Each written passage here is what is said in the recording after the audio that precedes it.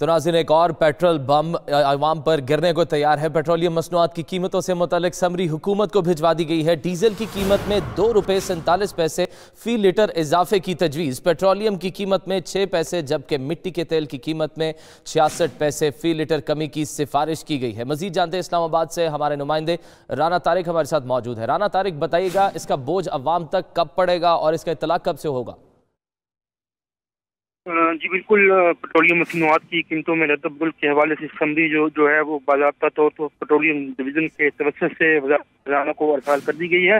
Petrol की कीमत में 6 पैसे फी लीटर कमी की सिफारिश की गई है, जबकि मिट्टी के तेल की कीमत में 66 पैसे फी लीटर कमी की सिफारिश की गई है और हाई स्पीड डीजल की कीमत में ₹2.47 फी लीटर इजाफे की सिफारिश की गई है।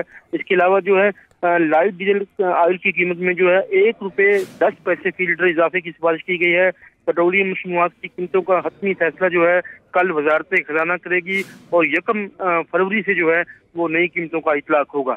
जी सही, बहुत शुक्रिया राना तारिक अपडेट करने का।